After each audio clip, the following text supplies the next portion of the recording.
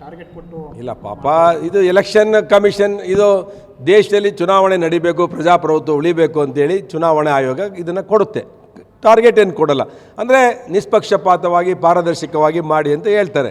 ಅವರು 5-7ವರೆಗೆ ಬರಬೇಕು. ಅವರು ಕೆಲಸ 1 ತಿಂಗಳು, ಇದು ದೇಶದ ಕೆಲಸ. ಇದು ಆ ಸಂದರ್ಭದಲ್ಲಿ ಆಕ್ಸಿಡೆಂಟು ಆಕಸ್ಮಿಕವಾಗಿ ಆಗುವಂಥದ್ದು. ಆಕ್ಸಿಡೆಂಟ್ ಯಾರು ಬೇಕು ಅಂತ ಮಾಡಲ್ಲ. ಪಾಪ ಅವರು ಸತ್ತಿರೋಗಿದ್ದಾರೆ ಅಂತನೋ ಸೀರಿಯಸ್ ಅಂತ ಕೇಳಿದೆ ನಾನು. ಅವ್ರ ಪರಿಸ್ಥಿತಿ ಗೊತ್ತಿಲ್ಲ ಪಾಪ.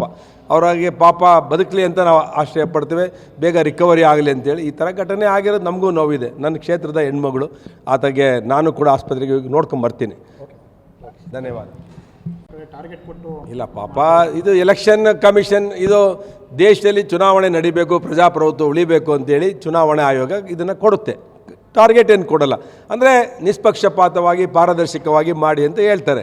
ಅವರು 5-7ವರೆಗೆ ಬರಬೇಕು. ಅವರು ಕೆಲಸ 1 ತಿಂಗಳು, ಇದು ದೇಶದ ಕೆಲಸ. ಇದು ಆ ಸಂದರ್ಭದಲ್ಲಿ ಆಕ್ಸಿಡೆಂಟು ಆಕಸ್ಮಿಕವಾಗಿ ಆಗುವಂಥದ್ದು. ಆಕ್ಸಿಡೆಂಟ್ ಯಾರು ಬೇಕು ಅಂತ ಮಾಡಲ್ಲ. ಪಾಪ ಅವರು ಸತ್ತಿರೋಗಿದ್ದಾರೆ ಅಂತನೋ ಸೀರಿಯಸ್ ಅಂತ ಕೇಳಿದೆ ನಾನು. ಅವ್ರ ಪರಿಸ್ಥಿತಿ ಗೊತ್ತಿಲ್ಲ ಪಾಪ.